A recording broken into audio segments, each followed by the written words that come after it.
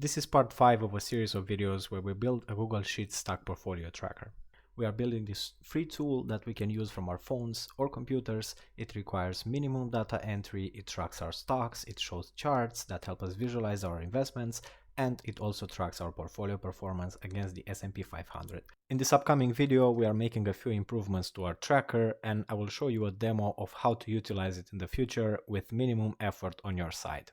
There are a few improvements that we need to make to our stock portfolio tracker. As you can see on the portfolio allocation, we had a 0 there, and that comes from the pivot table where it shows $0. So we just have to add a filter there and just uncheck that thing, and this will get fixed immediately. Now it is time to test our ways of working. First, let's say that we add a new position, Microsoft. It's a new stock that we purchased, we never purchased before. Let's see what we have to do to update our tracker. Obviously, we need to enter only 3 pieces of data: the ticker, the amount of money, and the date, and everything else will just get calculated by the stock tracker. But we still need to do some steps to make it calculate that, and that is adding the formulas in the portfolio table. I just copied them and pasted, and that's it. And also I'm going to Control Alt and V the styles from the ticker over there, just to have borders on the Microsoft ticker. And next, to have the new stock in the charts, we need to go to the filters and pick the new value that was added in there, hit OK, and it will be added to the graphs and to the pivot table. It will be already sorted, and we will be able to visualize our new investment